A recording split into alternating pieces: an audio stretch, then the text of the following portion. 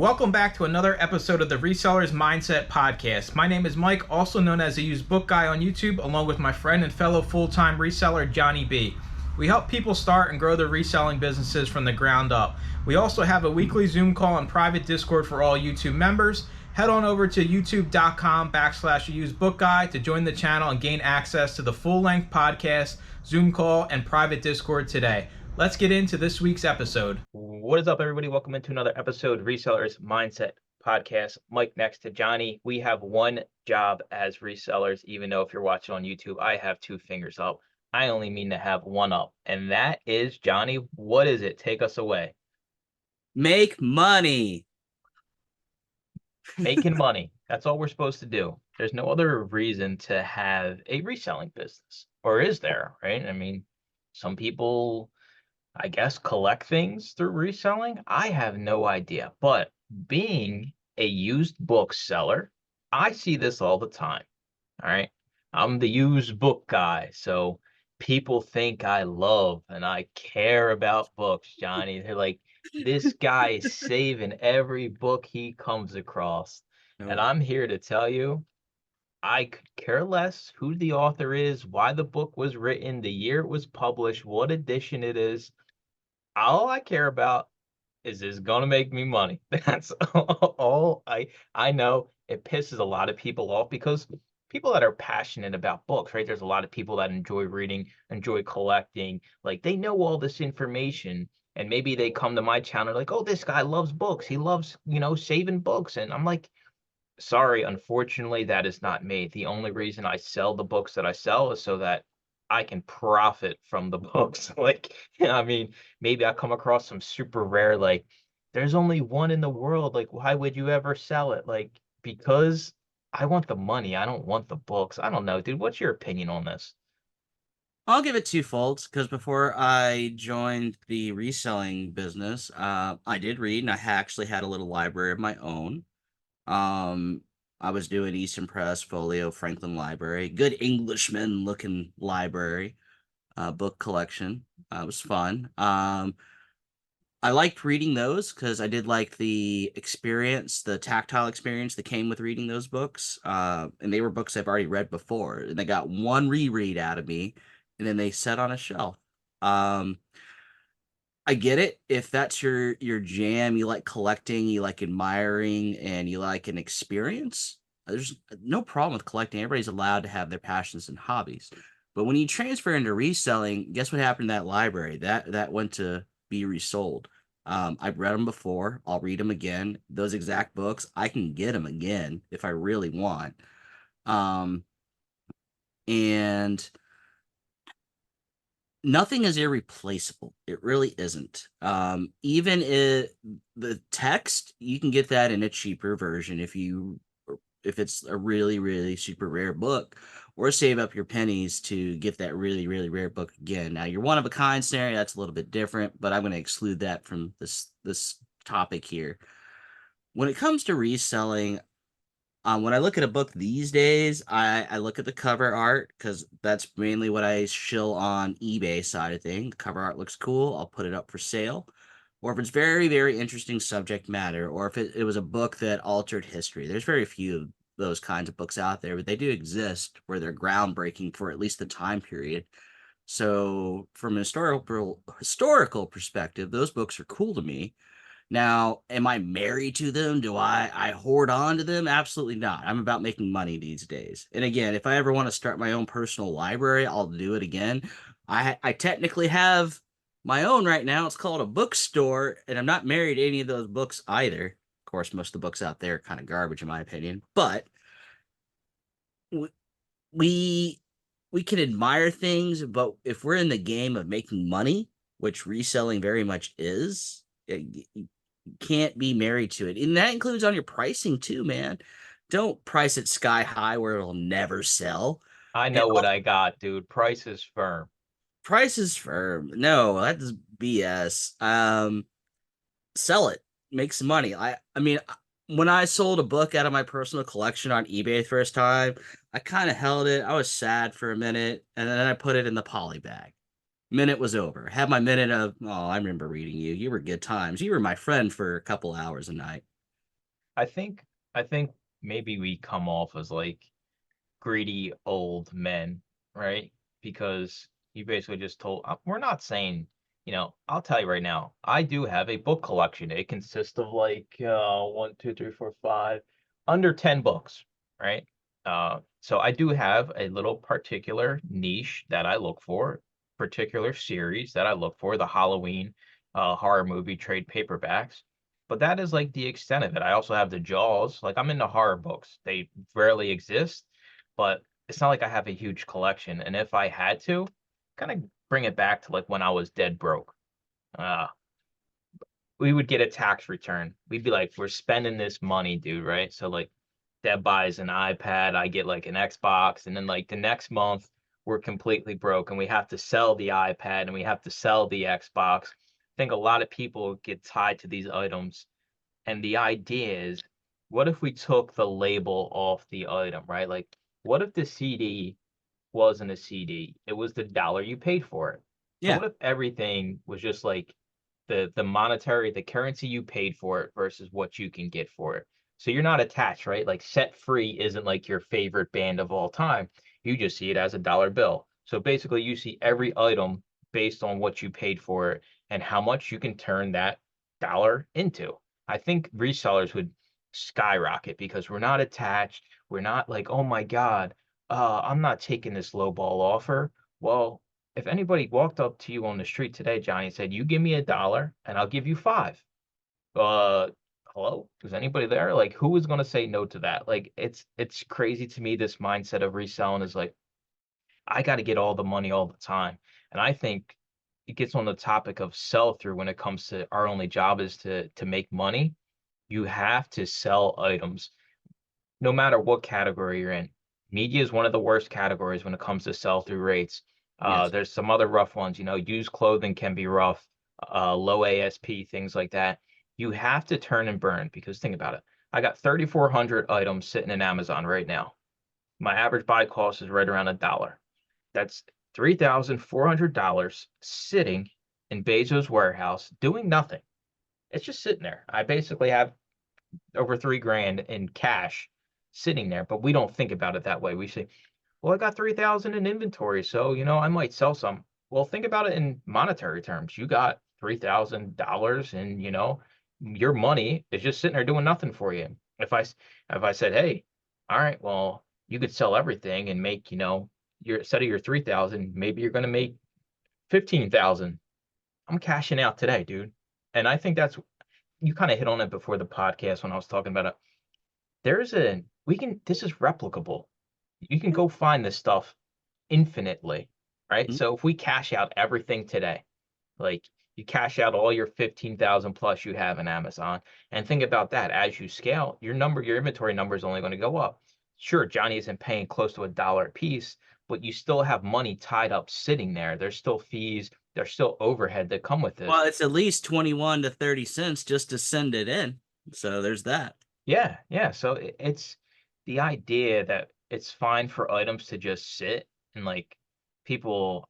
I mean, I know people rag me behind the scenes about it because I'm all about turning and burning through inventory. And when I first started, every book I sold was like my firstborn child, and I wanted to get the most amount of money.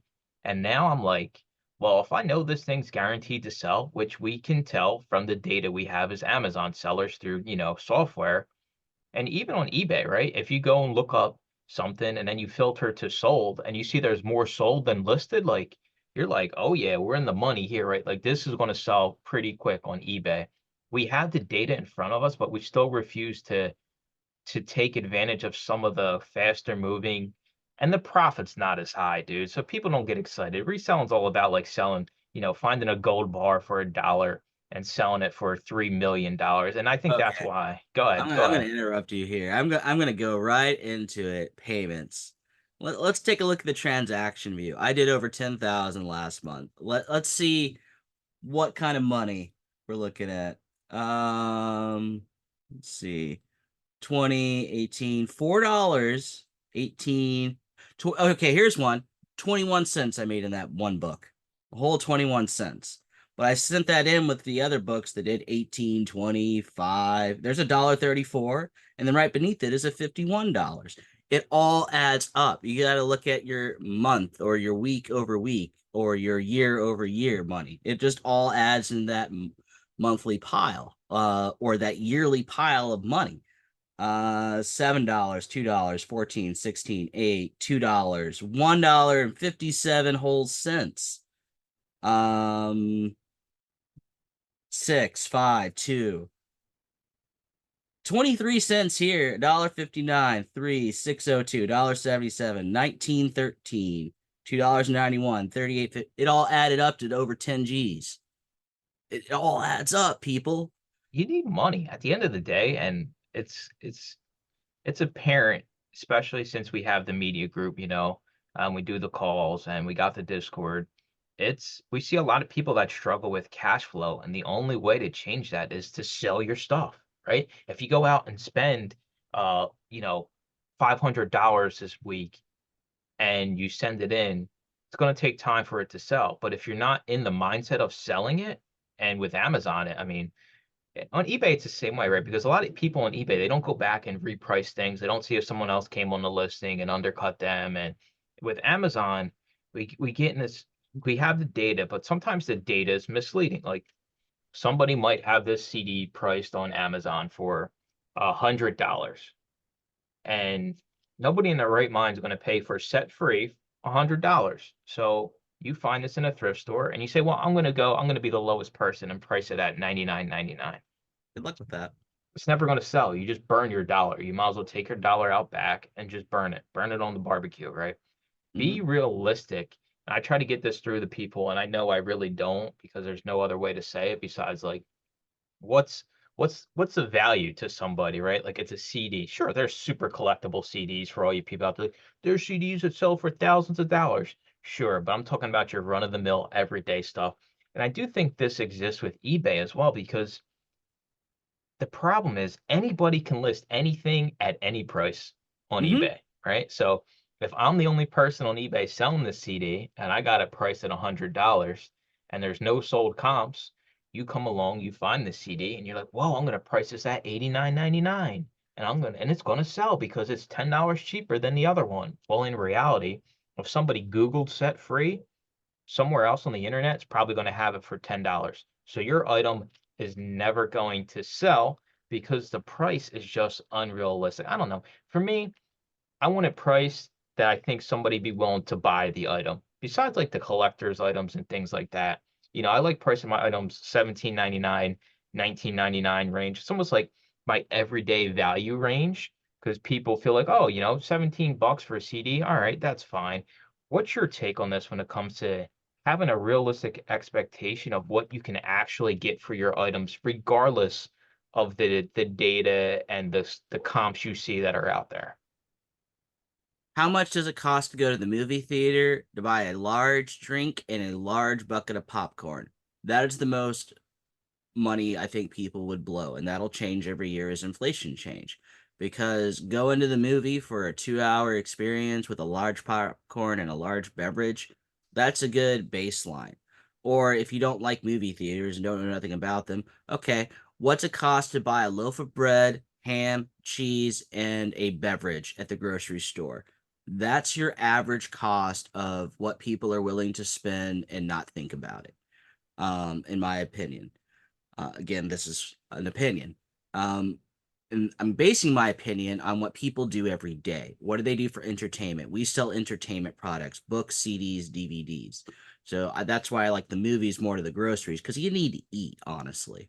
So groceries is more of a need versus a want to have. So on a want to have scenario, what's the average Joe or average Jill gonna pay? Movie ticket plus the price of popcorn and a beverage. That's what they're willing to pay. Or what's a subscription to Netflix cost? What does a subscription to Hulu cost? Yeah, there's upgrades to Hulu, there's upgrades to Netflix, but you got to base it on what's the market doing today. Now, COVID things shot up, so prices on everything shot up. Even the mailing stamp has shot up, and it takes almost 6 months for average Joe and Jill to get used to those increases of mail costs. Why did your prices go up? I'm used to paying this. Well, because the stamp went up and you're just unaware what stamp prices cost every day. Um, that's my take on it. Like, be realistic and use practical examples in the world we live in. And well, it's the United States of America. If you're listening in another country, use your country's numbers, because instead of dollars, it's pounds or rubles or rupees. What do you think about the person that comps everything on their phone when they're reselling and they come across, some of these items are, I don't know how it's done. I don't know the science behind it, but I seen some the other day in a thrift store. I almost took a picture and sent them to you, honestly. Beanie Babies. All right. This Beanie Baby or the Disney VHS Diamond Collection, Black Diamond, right? Like this is going to sell for $3 trillion, and they go on eBay and they see the sold listing and it's like $5,000, and they're like, "Oh my God!" Like I know the majority of people that listen to this understand that's not the reality, but there is a large part of the reselling community that is absolutely clueless when it comes to understanding market value and understanding the platforms that they sell on and how sold comps work. And it's just, I don't know, man. Like how do some of these things have sold comps for $5,000 when we know the Beanie Baby's worth $1, if that? You probably can't even give it away. My guess is money's exchanging hands between the same hands. And if you didn't catch on to that scenario, I think it's money laundering to some degree, honestly. And they're using some cheap product to make it legit. Now, are some Disney Black Diamond things worth some money? Yes. Do I think they're worth as much money as we're seeing in the solds? No. Um, so I think I'll give a good example. We as resellers are not in the storage game. There's a gentleman, and if you've heard the news cycle in some degree of reselling, I think it's Mile High Comics. He bought a gigantic collection in the early 90s. He still has most of it because he's priced them extremely high. He's a collector who doesn't want them to really go, so he priced himself outside of the selling market, more or less. Does he sell some things? Sure. But there's plenty of documentary films out there on this gentleman. He's Dude, well who listened is this to. guy? Like you're calling out resellers on the podcast here. This is a I know. podcast first. Mile High Comics? Now Yeah, you now, what's now you're gonna have me go down the rabbit hole here. Chuck Rosansky, I think is his name. Man, he must have you real pissed off, huh? No, I just find it fascinating. I look at his warehouse. His warehouse is gigantic. It's over 1 million comic books. I think maybe close to 3 million comic books. There's a lot of them that are just there since he bought them over going on almost 30 years ago. Dude, He's still that's got nuts. 6 million comics and change. That's blatant ignorance. I think another problem is you're a reseller. I think we have to change the mindset behind this, right? Because a lot of people join my group and maybe they expect like some kind of like book of the week, right? Like, oh, I'm reading this book this week, right? Like that is not the case. I have the group. It's a business minded group. It's not a book collecting. It's not a collectible. It's not save literature group. At the end of the day, my only focus is to help you make money selling media. And as resellers, we have this mindset of, well, I'm a reseller. Well, no, you're a small business owner, right? You literally are sole proprietor, whatever you are, LLC. You go down that whole rabbit hole of that stuff, but you are a business. And resellers don't think that way. We just think, oh, we're a reseller, and that just is just some mumbled, jumbled word. And I just Googled it. 10 million comics and over 300,000 comic trade paperbacks the gentleman has. I don't know what his sell-through rate is, but I'm gonna guess it's small. Um, but no, I mean, you got to detach yourself. I stopped calling books books. I call them units now. I call CDs units. I call DVDs units. I call whatever units. I don't call them what they are. You can't, dude. People aren't. You're. It's too drastic of a change. No matter if it's books, clothing, like They're it's always going to units. be the Nike shirt. It's They're always going to be widgets. the They're polo units. shirt. No, I no, agree, though. It would make your life easier if you just had this uniform look at things, right? Now you no. just see it as, all right, well, yeah, I'm selling that item, or that It's dollar just is like going to what you go. said. You're looking, this is dollars, but to me, they're units that convert into dollars. How many units do I need to convert into dollar? And I love it when I'm talking to people trying to sell me stuff. There's blah amount of value in this box. I'm like, the number of units versus your cost versus the margin I'm going to make. That's all I care about. That has nothing to do with what you perceive. It's a perception of the value to be in said box or boxes. I don't care. I buy stuff for X, I sell stuff for Y. Z comes in my bank account. That is all I care about. You are literally Mr. Krabs today, and I kind of like it. I like when you're greedy for money because someone said that, I forget who it was a few weeks ago. Someone commented like on one of the shorts I posted on YouTube of the podcast, and they're like, though everything isn't about money in the world. I'm like, all right, hotshot, here we go. If I want to even have a YouTube channel or have a roof over my head, you need something called money. Like, Unless you're Tom Hanks on your island with infinite food supply, fuck off. it's like I understand like people get offended when you're just like you sound like a money hungry, like greedy little bugger. You're like, I just want to make money. I want to make all the money. But that's what we See, do as resellers. one of my favorite movies is Boiler Room, and he makes this state. It's Ben Affleck walking around the table giving these young guns some advice. Anybody who says that money doesn't buy happiness has never had any. That is one of my favorite quotes. Money does buy happiness. I'm here to tell you right now. Or it buys the option to have happiness, right? Just because you buy a water slide, does it really bring you internal joy? No, but how do you know if you can't even buy the water slide to find out? That's my point. Yeah, I think money, the way I look at money, it's it takes a lot of stress out of your life, right? Being someone that was used to be so dead broke, it was pathetic, living dollar to dollar, not even paycheck to paycheck, worse than that, credit cards and, just struggling to get by. The big thing money gave me and Deb was peace of mind, right? There you If go. Right there. something happens, something happens to the car, I need to spend, $3,000. Okay, it's there to spend, right? Some other kind of emergency happens. That's the biggest thing with money for me is it allows you to sleep easier at night, knowing you have it set aside and you're not worried for, the sky to fall because when you are in that stage of not having a lot of money, it always feels like the sky is falling. Every week, Johnny, there's something else happening. Oh, I got to get a flat tire. Oh, I got to take the cat to the vet. I don't have money to do this. And it always, you just feel like you're in this repetitive cycle. And that's why, as resellers, you have to get money back out of your items. And there's lots of times, Johnny just said 24 cents for some of the stuff he sells. Okay, you lose few. You're not going to win Yeah, every single time, but you at least get some money back out of the item to redeploy smarter in the future. exactly.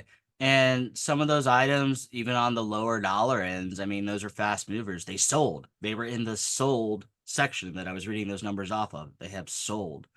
Now, another thing to think about is you go out and buy stuff. But how much stuff are you bringing back home, and how much time does it take you to A, haul it back, or B, select what you're buying, B, haul it back, C, process it, D, send it in, and E, wait for your money. So the reason I broke it down like that is each phase you have to evaluate your profit per hour or your profit per day. Oh, How you're going to much piss people off, dude. People don't like the profit per hour talk. Well, I'm sorry. I'm here to help people make money. Okay, I'm not sorry at all. You're gonna sit back and listen for the next couple of minutes, podcast listeners. So if you go out and buy 100 books and the end result is you get 100 bucks in your bank account, okay, that's not great. So you go out and you buy another set of 100 books and you get $1,000 in your bank account. That's even better. But you shouldn't just stop there. You should always be thinking, okay, how can I make more money doing the same thing? We always have to be thinking that. Even me. I mean, I'm pretty set on sourcing and stuff I have come in, but if there's an opportunity where I can make more money buying the same amount of, can't see it right now, but there are air quotes happening, units, and getting them back and making double the amount of money I normally have, I'm going to take that opportunity. And that's an opportunity cost and opportunity analysis.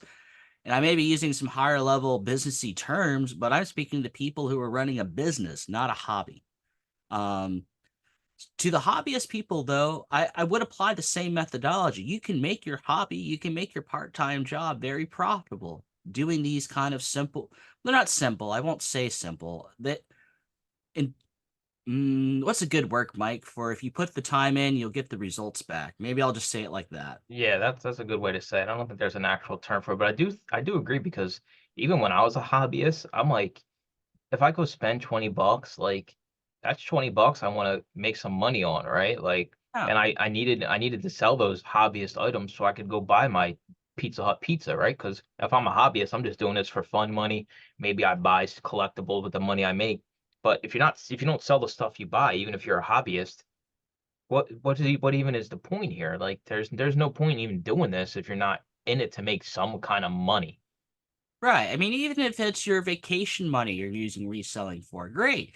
But instead of roadside Motel 6 somewhere in the outskirts of Vegas, you can be hopping it up in the Flamingo, even though I think they're demolishing that place now. But you can change your experiences to have a better life. You can have more fun opportunities for yourself. Give yourself some more fun chances by doing your hobby and your part-time and or your full-time job better, more efficiently, more profitable. This is all about profit. If you spend $1, what do you think is a reasonable return on your dollar? In our game, Yeah. reasonable return $17. So think about it like this. You just said you want to turn your dollar into over a $10 bill. Yeah. What about the mindset of you find a highly desirable item, you pay $1 for it, you make $2 on the item, but it sells all the time. That's not appealing to resellers. No, None of it's them. not. No reseller is going to get excited about that. But if I have the data in front of me and I'm buying a book for 50 cents and I'm going to make $2.50 and you know it's going to sell, right? Because we have the data, we see it sells multiple times every single day on Amazon. I would take an infinite supply of those. Yeah, it's free money. It's your license to print money at that point.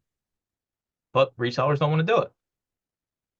You're right. They don't. And I think they're foolish for not. I mean, nobody likes it's not fancy to say I doubled my money. I tripled. Especially on a dollar. But if you double $1 million to now have $2 million, that's something. And let's do it again. 2 into 4, 4 into 8, 8 into 16, 32. Continue the ladder. Um, Now you got to hold back some to pay for your overhead, the cost of goods again. So it's not exactly a true doubling, but you're getting closer every time, and it just compounds and compounds. And it's very simple. It's the banking compounding interest. You can go Google that one. You can go watch some YouTube videos on that one if this conversation's above your head.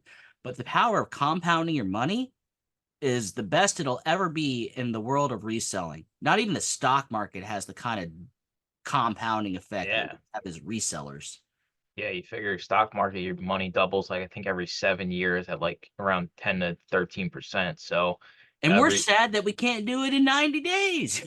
yeah, yeah. And I think a lot of resellers grow before they really can sustain their cash flow. I think that's another thing.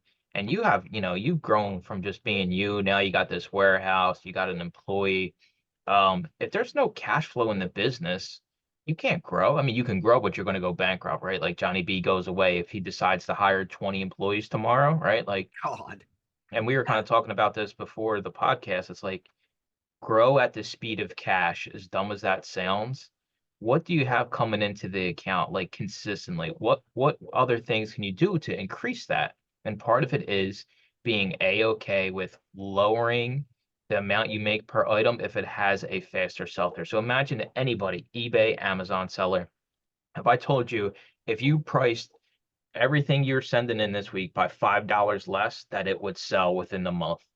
Everybody would do that. Every single and if not, you're a fool. I don't care. If you're not willing to part ways with everything for $5 less, you're a fool. No, absolutely. Now, I did an experiment when I first got into Amazon. First month, high is ASP. I think my ASP was like 30 some odd dollars, a ridiculous amount. And then I said, okay, I'm going to do it differently this month. And I pretty much halved my ASP. So now we're at $15. I made double the money, double, because I was selling through things faster. Now, what I'm doing now is kind of like a hybrid between those two, is I'm setting it high and then gradually lowering it. But knowing that things sell faster if priced appropriately and or accurately, that is very powerful. That is a good tool, probably your primary tool outside of getting the goods itself in our industry of reselling. It will sell at the right price, no questions asked. It will sell if priced correctly. I know you're the eBay guy, so I wanna hit on eBay a little bit here. Is not only do you have to find your item at a good price, have a sell through. With eBay, you have to understand what the platform expects from your listings. And I know it's not fun, but it's pretty straightforward. You need quality listings and a quality item if you want to sell it on eBay. That's all it comes down to. There has to be some desire to this item. It has to be at a good price. And not only that, you got to make sure your specifics are right, your title is correct. And I think if you lose one link in that chain, it's going to take way longer than it has to for that item to sell. Right. Most things you list will sell. How long that period of time, there's a bajillion factors that go into that. It could take 5 years for that thing to sell, but it probably will sell eventually. We don't want to wait We're not playing the stock market. We're playing the reselling game. We want to sell it as quickly as we can. Now, I'm gonna trim it back down to books. Let's take books for an example. Me listing a Nora Roberts book at $20, not going to sell. Me listing a Nora Roberts book at $5, it's probably going to sell, probably within the week. Here's one even better. I put that Nora Roberts $1 auction.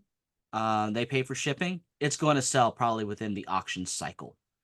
Now, would Nora Roberts sell at $20? At some point? I can't tell you when. It may take a decade. But yeah, another example. Let's take a premium product. Let's take an Eastern Press book.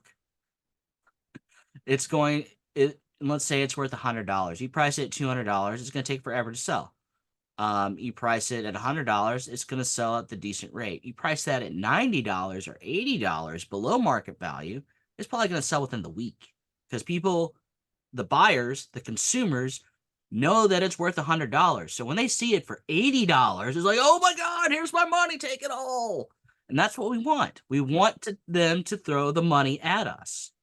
I'm that guy, dude. You just hit it on the head, right? So I'll get my library will call me. I'll go pick up books and like I come across some valuable antique books, right? Like Atlas Shrugged, and it's like whatever edition, and I'm like, somebody's got it listed for like $250, and mine's just a little bit beat up. There's one sold comp for like 170. Dude, I put it at 129.99 and it sold within the day. Like Yeah, I got it for imagine that. free or I got it for $1. Like I understand, okay, everybody's like you're leaving millions and trillions of dollars on the table. The table ain't in my house, right? Yeah. My pocket's in my house, right? I don't care what imaginary number we possibly could get for the item. What can I get for it right now? And if that means I can get my money quicker, and we're only into this stuff for like, pennies on the dollar. Like We're so greedy. We want all the money all the time. Why? No, stop it. Take some of the money, reinvest your money, get more items, and do it again and again and compounding. Compound your money. Now, we mention him a ton because he says these exact same principles all the time. Tech's got open public videos right now explaining this very fact with the marker board. And I still see people today who watch that video and don't understand. I don't know how to make people understand this. You buy it for low, you sell it for not high, but medium, and do it over and over and over and over again. So dollar into 10. Okay, fine. You're left with 5. Okay, take double that. So now you're going to spend 2, you pocket 3. Do it again. Compound it over and over again. If you need to listen to this segment of that podcast 20 times until it clicks, you need to write it out. You need to put us in slow mode to understand that basic principle. Please do it. how many eBay sellers have inventory they have listed that's over 6 months old? Give me a percentage between 1 and 100. All of them, 100%. Come on, dude. There's got to be some outlier. All right, 99%. um, I mean, so there are people trying to target a 90-day sell-through rate, sure. Do they sell within 100% of their inventory? No, there's always something that's left over for some unexplainable reason. Either the market trend shifted, this is more in clothing, or you did something wrong with your pricing or your listing. And you missed the notification, the memo down in the basement, if you will, that oh, it was $30 this month, it's now $20 this month. And once you make that correction, it's gonna sell again. If you sell bars of gold, is a good example, or iPhones, it's probably the most example I hear mentioned a lot. It's going to sell as long as it's priced correctly at or below market. If it's priced below market, it's going to have the shortest window of time that takes to sell. the items I send into Amazon have 6 months. That's why I put the 6 months label on it. Yeah. 6 months to sell. From the second I send that item to Amazon, it's got 6 months or it goes to the Amazon landfill, whether that's liquidating, wherever that is, I don't care. So think about that. If you have an item in your eBay store over 6 months, I never have an item over 6 months in my Amazon business. So this book I buy for $1. It's got 180 days to make me more than $1. If not, it gets liquidated. I might lose, 50, 75 cents. But that might be mind blowing to people that have a lot of items sitting in their store for over 6 months that, well, he's only given his items 6 months and my stuff's been sitting here for 2 years. Mhm. That business model does make sense. You kind of operate that type of business model, but 6 months, it's all this book's got to sell, and then it's gone. And I don't care where it goes, it ain't coming back here. Like if this book shows back up, I'm not bringing it in the house. I'm throwing it right back into the middle of the street. That's it. 6 months. No extra time, no extra nothing. I probably leave money on the table. I know I leave money on the table, but I want to turn and burn through inventory more than I want to play the game of hanging on and waiting it out and hopefully some items sell and some items will sell. We'll Yeah. see proof of that in your business. But I'm just a one person operation. I want to get my money back. I want to get my cash flow back. And when Amazon liquidates some of these books or CDs or DVDs, I might make a few cents, right? So I get my initial investment out. I make a few pennies on top of it. I can redeploy that money into more of these types of items. Yeah, I mean, I think when I first did Amazon, my liquidation, I did like 900 liquidation. I got $30 back. Now, did that account for all that storage time that was in there for that 6 month lockdown that we were all experiencing back then? I don't think so, but it could have been worse. I could have gotten a bill for $30 versus them giving me $30, and that'd be additional money out of my pocket. But going back onto here, I mean, here's some perspective because I don't want us to get blasted in the comments by the cranky old eBay community. In books, the average sell through, and I've talked to a lot of book people, we think it's about 2 years. Do we have concrete data? No.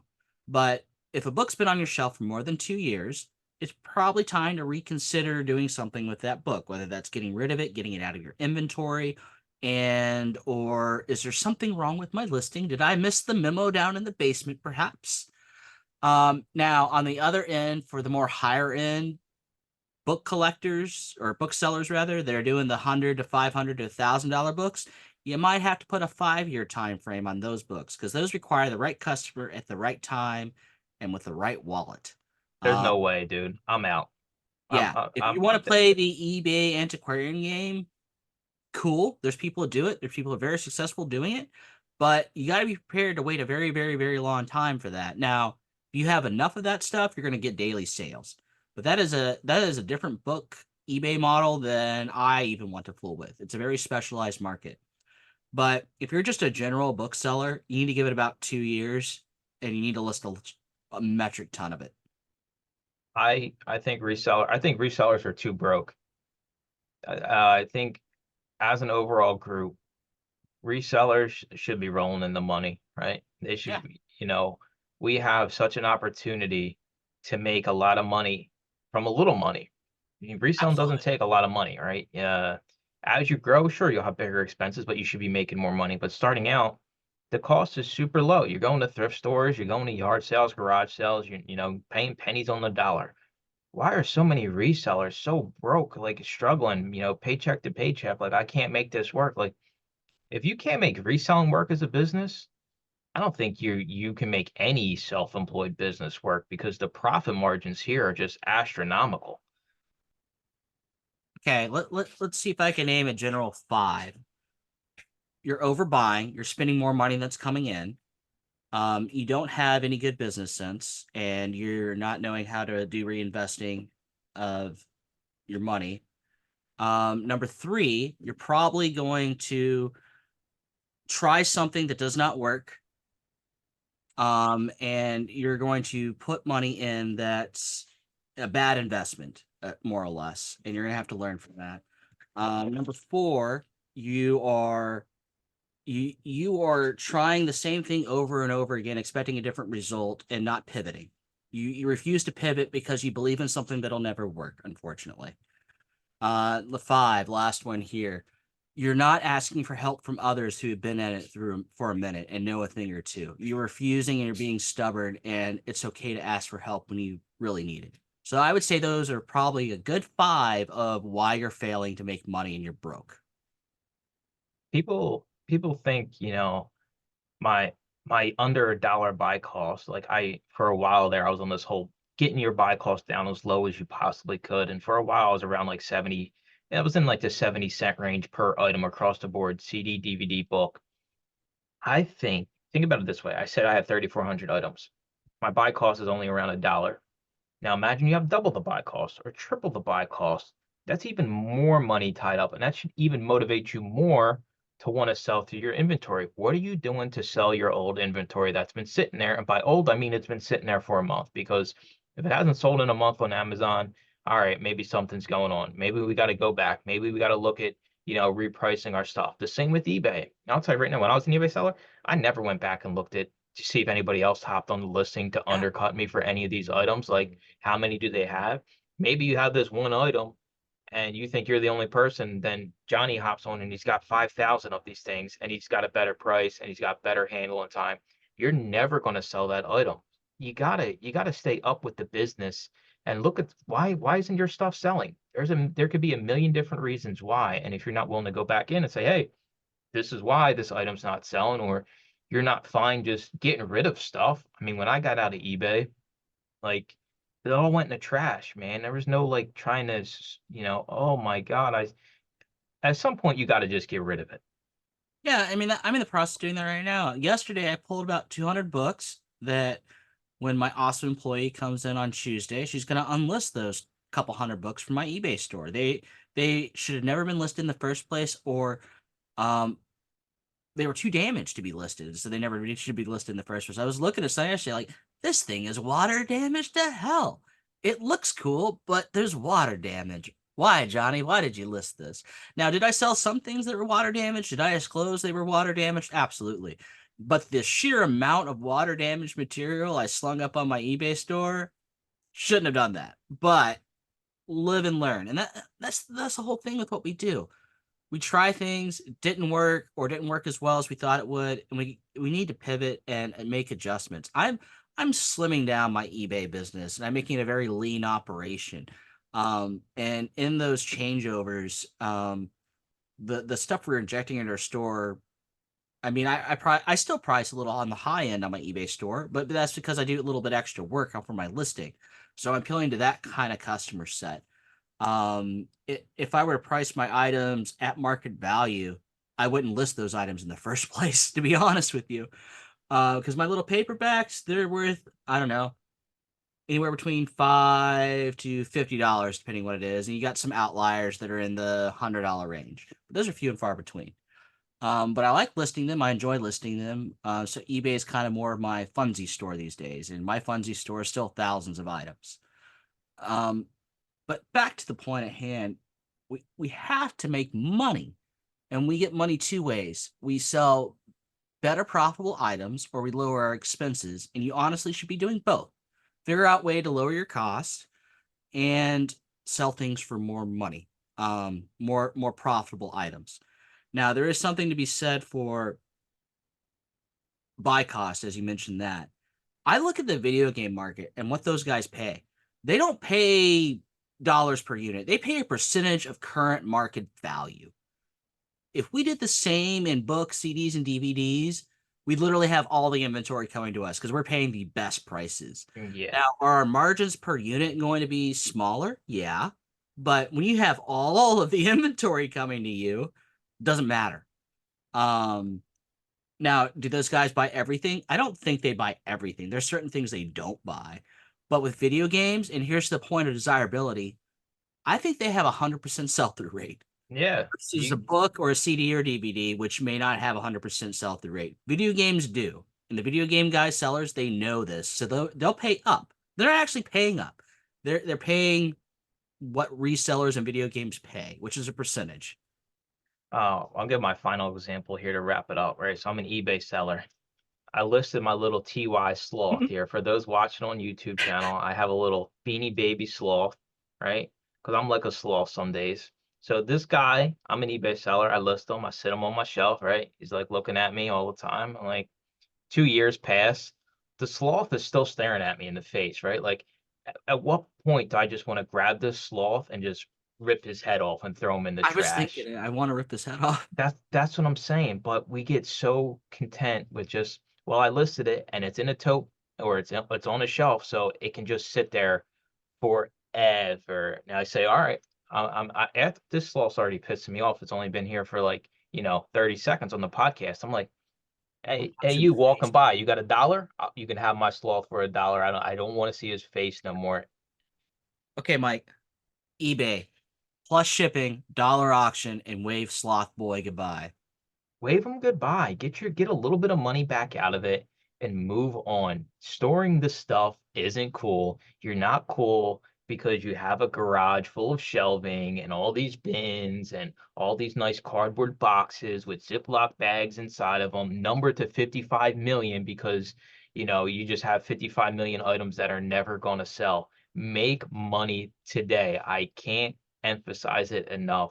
Sloth agrees. Yes, sell your stuff, please. I want a new home.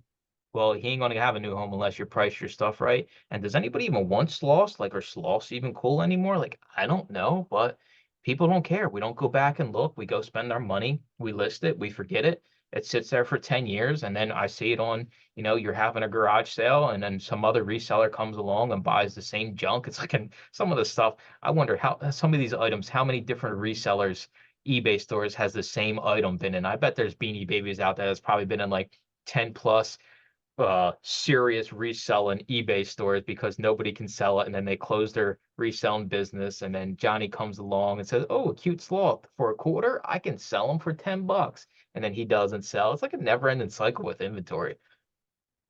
Okay. I'm gonna give some actionable things for you people to do as my last little tidbit of our podcast today. And I may go off in our morning call group. I haven't decided yet. But you may have it coming if you're listening to this a couple weeks later. So little too late. You didn't get the memo in the basement. All right. So one, I want you to go through your eBay inventory. If you have things listed at $30 or under, decide if it should even be in your eBay store to begin with. Toss it, get rid of it, put it on dollar auction plus shipping, and wave it goodbye. Send it on down the road. Take it out back, old Yeller style, and make it go away. Two, on the Amazon end, go look at your bottom line. You do all the math. If your bottom is $20, but yet you have items that I don't know, could sell for 12 to 15, maybe decide relowering your bottom. Second actionable item for your Amazon guys. Sort your active inventory from low to high and look at your lower end items and decide if you should just go ahead and liquidate. Rescan the triggers on the ISBN or the ASIN there. And do the reverse from your high to low. Maybe you priced it too high because you're the only Amazon listing and you priced it for $1 million. It's never going to sell for $1 million. It'll sell for 20 bucks. So maybe think about repricing it to 20 bucks. Make it go away. Make money. Yeah, I agree. And eBay sellers, turn and burn through your inventory. I know there's times when it's tough and you feel like you're up against the wall, but I guarantee you, your significant other, husband, wife, will appreciate not seeing Mr. Sloth for the next 3 years of their life, right? There's a lot that goes into, and then you start making money. All of a sudden, Johnny, you start making money. Hey, the sky's the limit with this business, and taking the quick dollar, turn your dollar into 2, 3, 4, 5. Even greedy like Johnny, he wants 17 for, one of his dollar bills. You don't even Uh-huh. gotta be that greedy. Just multiply your money. It's like an infinite money hack, right? Oh my God, you just keep turning dollars into more dollars. It's just like investing, like he said. But the only thing here is you got to make sure you do the work to turn that dollar into more. So there's many steps that go into this, but it's possible. I think every reseller should make money. And I've dealt with, plenty of resellers that don't make money. And it's just a problem of figuring out what's the root cause of it. Sometimes it's one thing, sometimes it's multiple, but self-reflecting and understanding you are a small business owner and not this stupid term reseller will send you far in this game. So that's going to do it for this week's episode. We will wait. I just ruined this ending, man. That was terrible. Like it threw me off. I don't. I'll All give right, you a do-over. You can all have a right. do-over, I got to Mike. do over. That's going to do it for this week's episode, and we will talk to you all next week. Thanks for listening to another episode of the Resellers Mindset Podcast. Today's full episode and all previous episodes are available to all YouTube members, along with the weekly Zoom call and private Discord. Head on over to youtube.com/the used book guy and consider joining for as little as $2.99 a month.